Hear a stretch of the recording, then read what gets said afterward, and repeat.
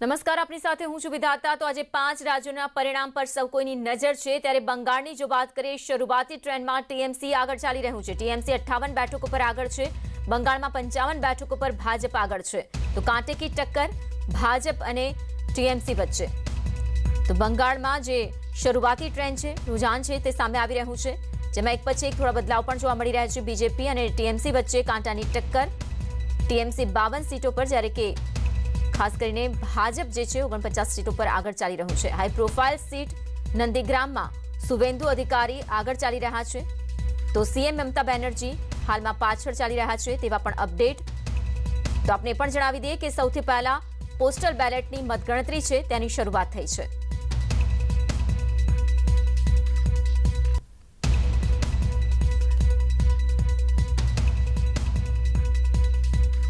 तो બંગાળમાં શરૂઆતી ટ્રેન્ડમાં ટીએમસી આગળ છે, જ્યાં ટીએમસી 58 બેઠકો પર આગળ છે, ભાજપ 55 બેઠકો પર આગળ। હાલમાં જે અપડેટ મળી રહ્યા છે તે પ્રમાણે તો સૌથી પહેલા જ્યાં પોસ્ટલ બેલેટની મતગણતરી શરૂઆત કરવામાં આવી,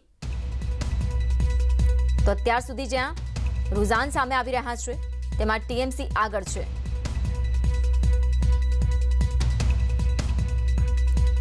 तो तमिलनाडुની વાત કરીએ, एआईएमडीके જ્યાં સાથે જ ડીએમકે વચ્ચે સીધી ટક્કર છે। શરૂઆતી ટ્રેન્ડમાં ડીએમકે 47 બેઠકો પર આગળ છે, તમિલનાડુમાં एआईएडीएमके 27 બેઠકો પર આગળ છે। તો શરૂઆતી ટ્રેન્ડ આવવાની જે શરૂઆત છે તે થઈ ગઈ છે। અપડેટ આપને બતાવી રહ્યા છે। 5 રાજ્યોના પરિણામો આજે જાહેર થવાના છે।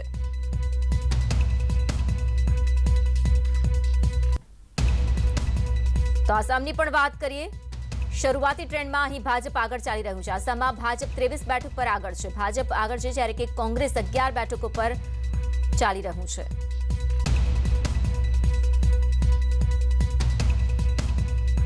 તો ત્યાં સુધી જે એનડીએ 4 सीटों પર લીડ બનાવી દીધી છે। આસામમાં જે 126 सीटों છે અને તેના પર रुझान આવવાની શરૂઆત થઈ ચૂકી છે। તો અહીં 8 અનુસૂચિત જાતિ અને 16 જેટલી અનુસૂચિત જાતિ જ્યાં રિઝર્વ રાખવામાં આવી હતી, અને હાલના જે પરિણામો આવ્યા છે, જે ટ્રેન્ડ જોવા મળી રહ્યું છે અસમમાં, શરૂઆતી ટ્રેન્ડમાં ભાજપ આગળ છે।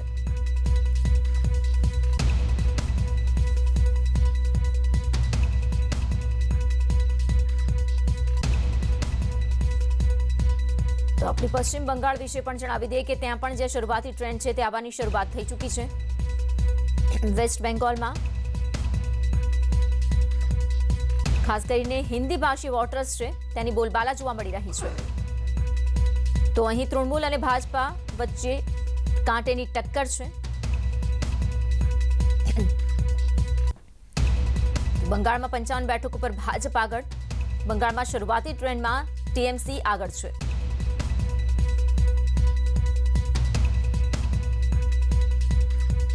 તો જીત તરફ ટીએમસી દેખાઈ રહ્યું છે, જો કે અપડાઉન સતત થઈ રહ્યા છે અપડેટ્સ પ્રમાણે, અને ભાજપ અને ટીએમસી વચ્ચે કાંટાની ટક્કર।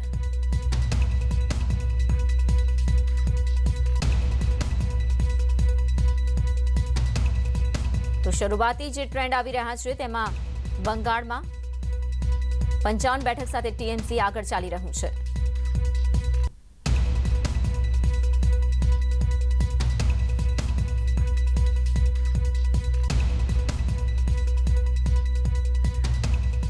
તો કોરોનાના રેકોર્ડ બ્રેક કેસ વચ્ચે જ્યાં મતદાન યોજાયું હતું અને આજે હવે મતગણતરી છે। બંગાળ, આસામ, તમિલનાડુ, કેરળ અને પોંડિચેરીનું પરિણામ છે એક પછી એક, જેના ટ્રેન્ડ સામે આવી રહ્યા છે।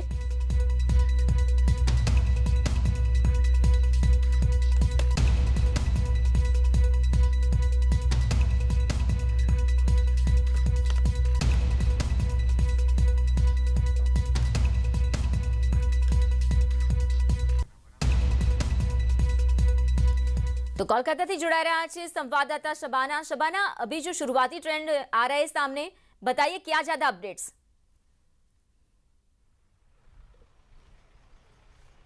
देखिए, हम मौजूद हैं कोलकाता के Netaji indoor stadium counting centre के बाहर। आप देख सकते हैं कि किस तरह यहाँ सिक्योरिटी के सख्त इंतजामात किए गए हैं। यहाँ पे सिक्योरिटी एहलकारों को बड़ी तादाद में लाया गया है। आप देखें कि जिस तरह से बंगाल में कोरोना की महामारी चल रही है और इलेक्शन कमीशन ने कई ऐसे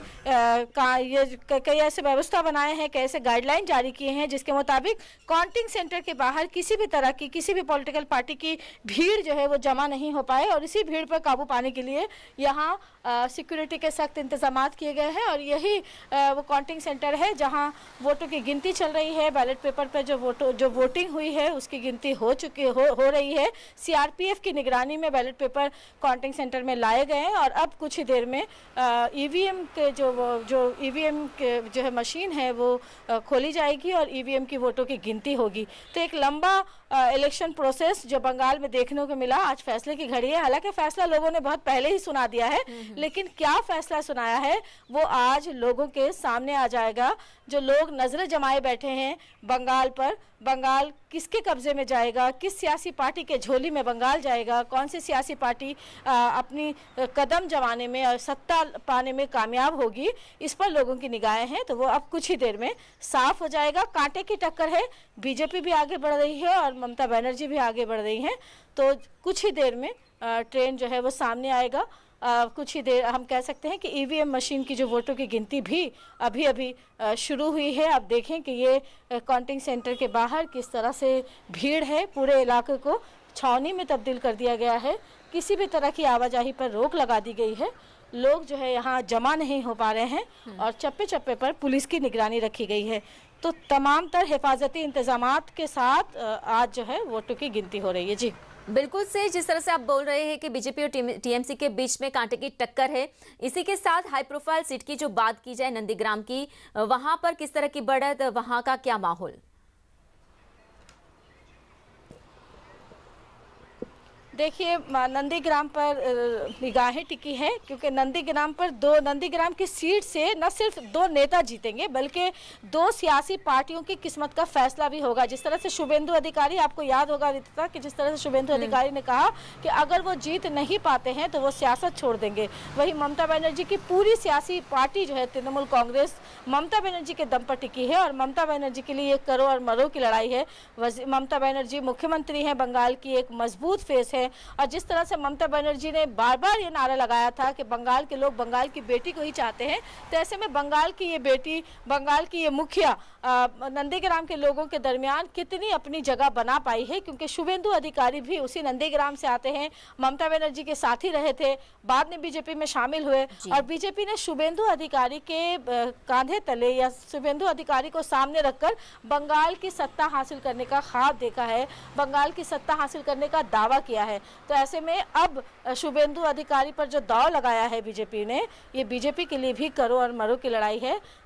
दोनों ही पार्टियां जो है वहाँ कांटे की टक्कर है, लेकिन अभी हम कह सकते हैं कि ये पहले दौर का ट्रेंड है।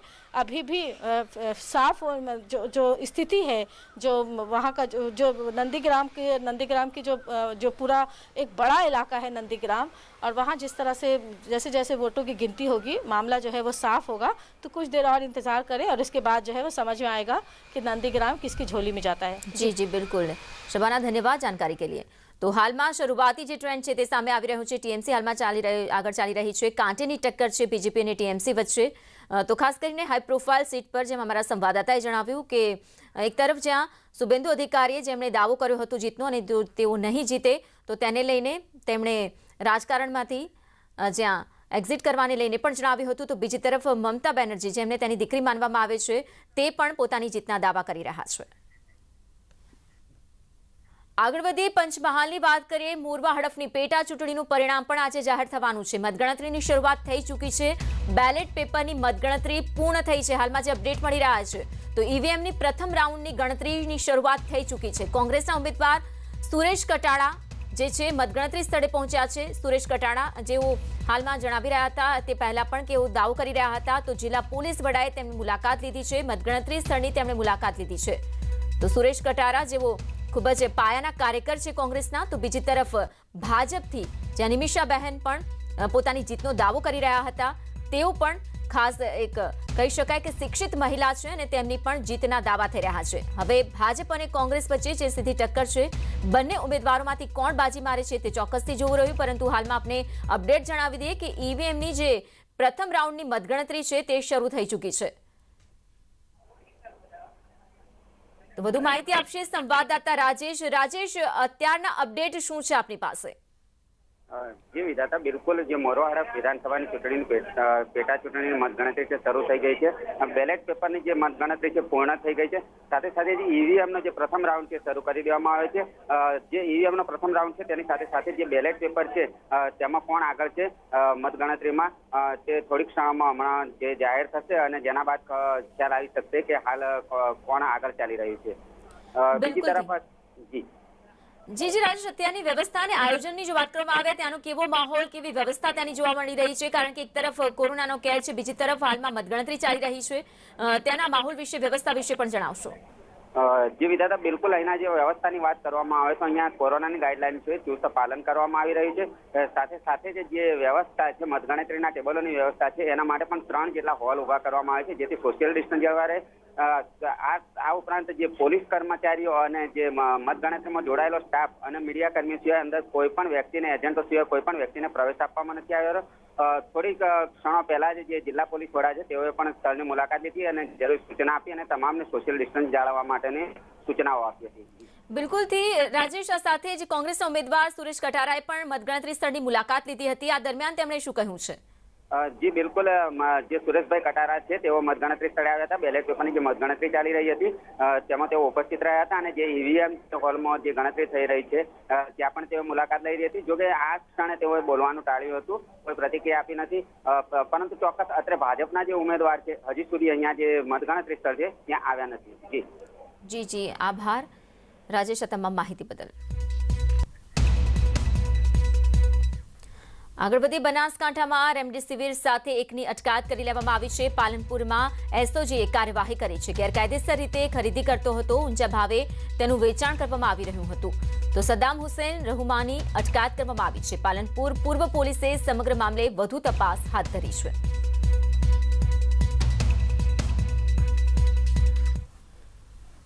તો બીજી તરફ અમદાવાદના ચાંદખેડામાંથી 58 રેમડેસિવિર ઝડપાયા છે. ડીજીપી ઝોન 2એ કાર્યવાહી કરી છે. તો રાહુલ પટેલ નામના આરોપીની ધરપકડ કરી લેવાઈ છે. 58 રેમડેસિવિર ઇન્જેક્શન સાથે ધરપકડ કરવામાં આવી છે. રાહુલે પાલડીના રાહુલ ઝવેરી પાસેથી ઇન્જેક્શન ખરીદ્યા હતા. રાહુલ બજાર કિંમત કરતા વધારે રૂપિયા લઈને વેચાણ કરતો હતો. ત્યારે પોલીસે 3,64,000નો મુદ્દામાલ જપ્ત કર્યો છે. આ સાથે આપણે એ પણ જણાવી દઈએ કે આરોપી રાહુલ ઝવેરી હાલમાં ફરાર છે. મારા સ્કોડને એક માહિતી મળી હતી કે રાહુલ પ્રવીણભાઈ પટેલ ચાંદખેડાના રહેવાસી છે, જેઓ આ રીતે રેમડેસિવિર ઇન્જેક્શનનો જથ્થો લાવી અને એક વાઇલના 5,000 રૂપિયા લેખે કાળા બજારમાં એને વેચે છે. જે બાતમીના આધારે અમે ચાંદખેડા વિસ્તારના તપોવન સર્કલ પાસેથી રાહુલ પટેલને એમની પૂછપરછ કરતા ત્યાં તેમની પાસેથી 58 જેટલા રેમડેસિવિર ઇન્જેક્શન મળી આવે છે અને તેમની પાસે કોઈ લાયસન્સ આ બાબતે હતું નહીં. જેની વધુ પૂછપરછ કરતાં આ ઇન્જેક્શનનો જથ્થો તેઓ હૈદરાબાદથી મંગાવ્યો હતો અને રાહુલ ઝવેરી જે પાલડીના રહેવાસી છે એમના ઘરેથી તેઓ આ ઇન્જેક્શન વેચવા માટે, કાળાબજારી કરવા માટે લઈ આવ્યા હતા. ગુજરાત રાજ્ય કોરોના મુક્ત બને તે માટે સરકાર દ્વારા સતત પ્રયત્નો થઈ રહ્યા છે. ત્યારે કેટલાક લેભાગુ તત્વો દ્વારા કોરોના દર્દીઓ માટે ઉપયોગમાં લેવામાં આવતા રેમડેસિવિર ઇન્જેક્શનની કાળાબજારી શરૂ કરાઈ છે. રાજ્ય સહિત દેશભરમાં કોરોના મહામારી વચ્ચે રેમડેસિવિરની કાળાબજારીના મોટો પર્દાફાશ કરાયો છે. સુરત, અમદાવાદ અને મોરબીમાં નકલી રેમડેસિવિર ઇન્જેક્શનના નેટવર્કનો પર્દાફાશ કર્યો છે. પોલીસે મોટી માત્રામાં રેમડેસિવિરનો જથ્થો ઝડપી પાડ્યો છે. તો આ તત્વો દ્વારા અન્ય પ્રકારના ઇન્જેક્શનના રેપર કાઢીને તેના પર રેમડેસિવિર ઇન્જેક્શનના સ્ટીકર લગાવી નકલી ઇન્જેક્શન બનાવવાનો ધંધો ચાલતો હતો. આ મામલે અમદાવાદ ક્રાઇમ બ્રાન્ચ, મોરબી, રાજકોટ, ભરૂચ અને સુરત પોલીસે પ્રશંસનીય કામગીરી કરી છે અને નકલી રેમડેસિવિરનો ગોરખધંધો કરનાર લોકોને ઝડપી પાડી મોટા માત્રામાં મુદ્દામાલ જપ્ત કર્યો છે.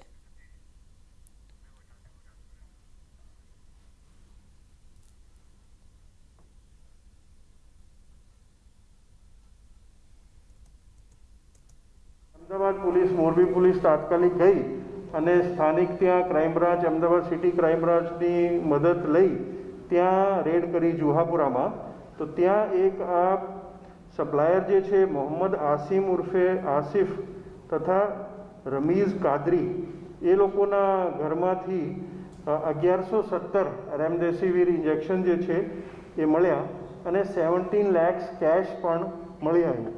એટલે એમની પૂછપરછ કરી તો ત્યારે ખબર પડી કે આ તો ખરેખર રેમડેસિવિર નથી અને બોગસ ઇન્જેક્શન છે, પણ એના ઉપર લેબલ વગેરે બધું આ રીતે ચોંટાડવામાં આવેલ છે. તો એમને પૂછ્યું ભાઈ તમે ક્યાંથી લાયા? તો એ લોકો એક કૌશલ વોરા નામના વ્યક્તિનું નામ આપ્યું જે સુરતના રહેવાસી છે. એટલે આ મોરબી પોલીસ પછી તરત ત્યાંથી સુરત પહોંચી અને ત્યાં સ્થાનિક જે ક્રાઇમ બ્રાન્ચ છે સુરત સિટી પોલીસની એ લોકોએ મદદ લીધી. તો આ કૌશલ મહેન્દર વોરા અડાજન વિસ્તારનો રહેવાસી છે અને એનો ભાગીદાર છે પુનીત ગુણવંત શાહ, એ મુંબઈના છે. તો એ લોકોની લોકેશન મેળવી તો રૂરલ વિસ્તારમાં ફાર્મ હાઉસ છે ઓલપાડ તાલુકાના પિંજરત ગામે, ત્યાં લોકેશન મળી. તો ત્યાં રેડ કરી તો ત્યાં તો આખી ફેક્ટરી જે છે આ રેમડેસિવિર બનાવવાની ફેક્ટરી પકડાઈ. હવે એ લોકો ગ્લુકોઝ, પાણી અને મીઠું નાખી આ રીતે બોટલો જે છે કાચની બોટલો તૈયાર કરી અને રેમડેસિવિર ઇન્જેક્શન ઉપર લેબલ લગાડી એ લોકો બનાવતા હતા. તો કોરોના કાળમાં નકલીના સોદાગરો સક્રિય થયા છે. વડોદરા બાદ સુરતમાં નકલીનું કારસ્તાન સામે આવ્યું છે. સુરતના ઓલપાડ વિસ્તારમાં આવેલા પિંજરત ગામના ફાર્મ હાઉસમાં ડુપ્લિકેટ ઇન્જેક્શન બનાવવામાં આવતા હતા, જેમાંથી 5000 ઇન્જેક્શન વેચી મરાયા હોવાનો ખુલાસો થયો છે. આ સાથે જ 60,000 જેટલા ડુપ્લિકેટ ઇન્જેક્શનનો સ્ટોક સાથે 7 લોકોને ઝડપી લેવામાં આવ્યા છે.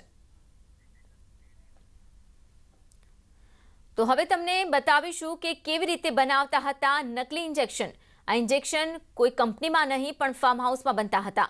બોટલોમાં ગ્લુકોઝ, મીઠું અને પાણી ભરીને આ મોતના સોદાગરો વેપલો કરતા હતા. આ સ્ટીકર છે, આ બોટલની અંદર 33 ગ્રામનો જે ઓરિજિનલ આવે ને જેમાં 33 ગ્રામનો માલ આવે છે, જેનું વજન કાંટાથી વજન કરીએ છીએ. ગ્લુકોઝ વજન કાંટો, હા આ વજન કાંટો બરાબર. આમાં 33 ગ્રામ ભરીને આ કેપ એને સીલ કરી, આ પેલા ક્રિમ્પિંગ ટૂલથી સીલ થઈ જાય, આનાથી સીલ કરી દેતો. હા બરાબર, બસ એટલું જ છે સત્તારે, બસ એટલું જ. આમાં તો આવી ગયું બોક્સ બધા ક્યાંથી મંગાવ વસ્તુ? બોમ્બેથી. ના સીલ કરી પછી બધું જે સેલ કરે છે સેલ કરી. વસ્તુના નામ બોલી જાય ટોટલ. નામ બોલા ફટાફટ. આ સ્ટીકર છે, ગ્લુકોઝ છે, આ ઇન્જેક્શનની બોટલ છે, એમાં સીલિંગનો જે બૂચ છે તે છે, અને પેલું ક્રિમ્પિંગ ટૂલ છે. એટલે તું આમાં ખાલી ગ્લુકોઝ એક જ ભરસ ને? ગ્લુકોઝ ને મીઠું હા બે જ નાખે છે. પછી આપણે બૂચ મારીને સીલ કરી દઈશ ને પછી આ સ્ટીકર લગાડી સેટ કરી દઈશ. બરાબર, ઓકે ચાલો. પ્રોસેસ સારી આખી. તો આ તરફ અમદાવાદની વૈભવી હોટલમાંથી રેમડેસિવિર ઇન્જેક્શનનું રાજ્યવ્યાપી કૌભાંડ સામે આવ્યા બાદ તપાસનો ફેલાવો રાજ્યભરમાં વ્યાપ્યો છે. 7 આરોપીઓની પૂછપરછમાં એક વાત સામે આવી છે કે વિવેક મહેશ્વરી અને દિશાંત માલવિયા આ બંને જે હતા તે બનાવટી રેમડેસિવિરના કૌભાંડના માસ્ટરમાઇન્ડ છે. સૌથી પહેલા આરોપીએ જથ્થાબંધ પેરાસિલિંગ અને સલ્બેક્ટમ ઇન્જેક્શન મેક્સલાઇફ પાસેથી ખરીદ્યા હતા. આરોપી 22 એપ્રિલ અને 27 એપ્રિલના દિવસે વડોદરાથી અમદાવાદ કુલ 5084 બોટલ લાવ્યા હતા, જેમાંથી 3200 બોટલ પોલીસે કબજે કરી છે. અને અન્ય ઇન્જેક્શન ક્યાં વેચાણ કરવામાં આવ્યા તે અંગેની તપાસ પણ હાથ ધરાઈ છે.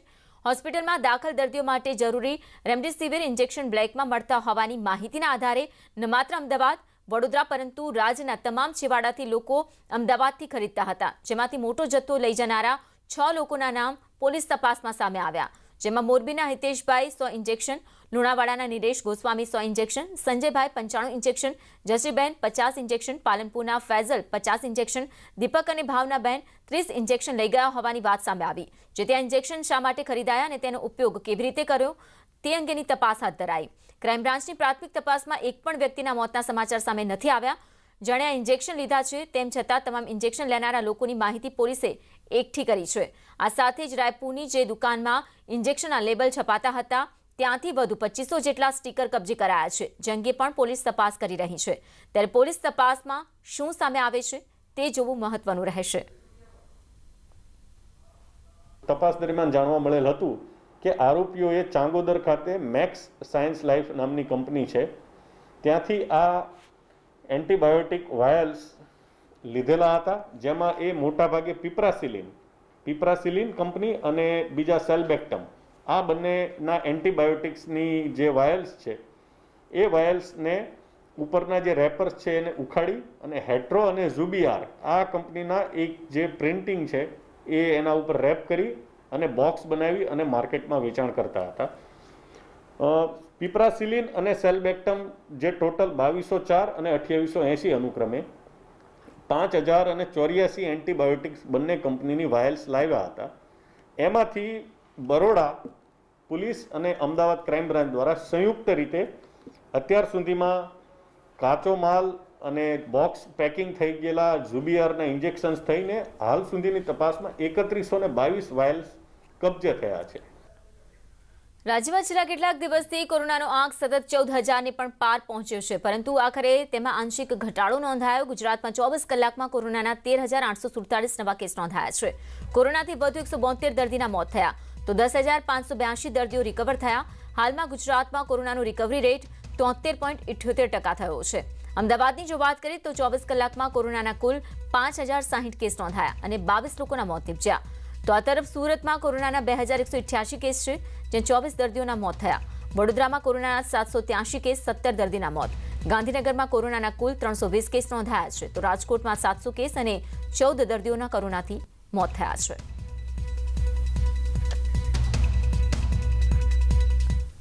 અંબાજી પંથકમાં વધી રહેલા કોરોના સંક્રમણને લઈને અંબાજીના બજારો પ્રથમ 3 દિવસ માટે સંપૂર્ણપણે સ્વૈચ્છિક લોકડાઉન કરી વેપારીઓએ પોતાના વેપાર ધંધા બંધ રાખ્યા હતા અને ત્યારબાદ ફરી 3 દિવસનું વધુ લોકડાઉન જાહેર કરાયું છે. જોકે હવે ફરી અંબાજીના બજારો ખુલતા અધિકારીઓ નક્કી કરેલ ગાઈડલાઈન પ્રમાણે તમામ વેપારીઓએ કોરોના ટેસ્ટ કરવાનો નિયમ બનાવ્યો છે અને જે વેપારીને નેગેટિવ રિપોર્ટ હશે તે જ દુકાન ખોલીને બેસી શકશે, જેનાથી કોરોનાનું સંક્રમણ રોકી શકાય. આ નિયમને લઈને અંબાજીના બજારો ફરી ખુલ્યા છે, ત્યારે કોરોનાના રિપોર્ટ માટે કોરોના ટેસ્ટ સેન્ટર પર લાઈનો લગાવવામાં આવી હતી અને આરટીપીસીઆરના ટેસ્ટ કરાવ્યા હતા.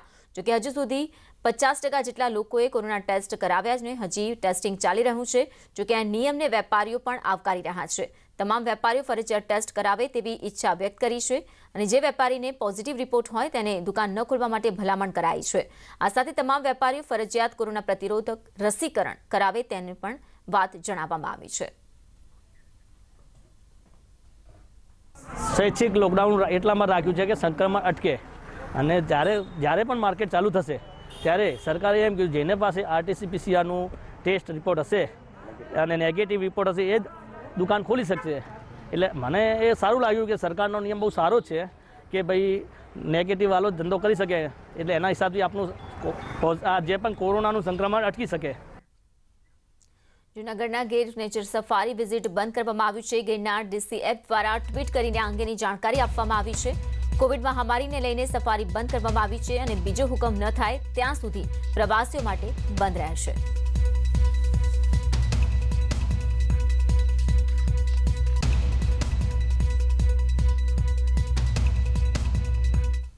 અમદાવાદના કોકરાના સ્મશાન ગૃહમાં લોખંડની ચિતાઓને જ્યાં ઠારવા સતત પાણીનો ઉપયોગ કરવામાં આવી રહ્યો છે. એમસી સંચાલિત હાડકેશ્વરમાં આવેલ ખોખરા વોર્ડના સ્મશાન ગૃહમાં દિવસ રાત અસંખ્ય મૃતદેહોને અંતિમ ક્રિયા માટે લાવવામાં આવતા હોય છે. એક સાથે 8 ચિતાઓ જ્યાં રાખવામાં આવી છે. અગ્નિદાહની જ્યાં ખાસ કરીને કામગીરી છે તે કરવામાં આવી રહી છે.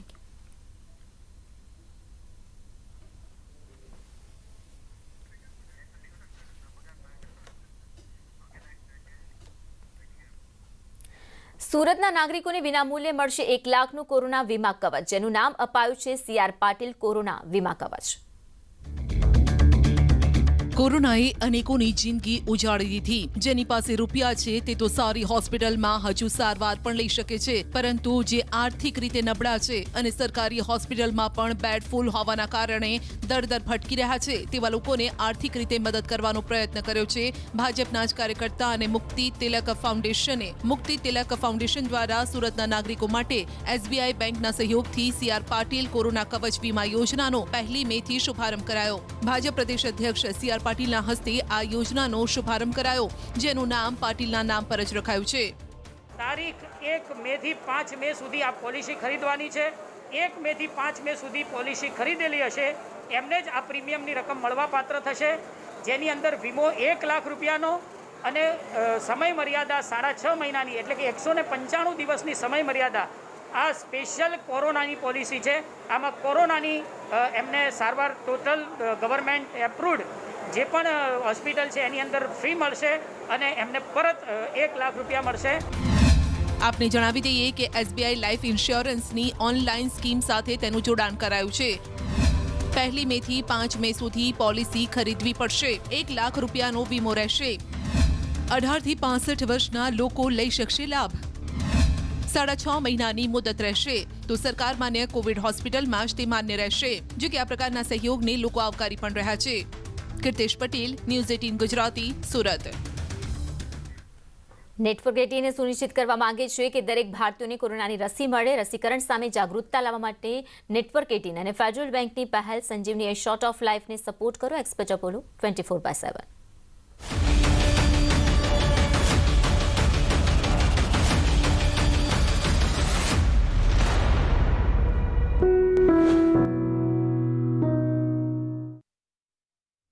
તો આ હતા અત્યાર સુધીના ખાસ સમાચાર. વધુ સમાચાર અને અપડેટ્સ માટે આપ જોડાયેલા રહો ન્યૂઝ 18 ગુજરાતી સાથે. નમસ્કાર.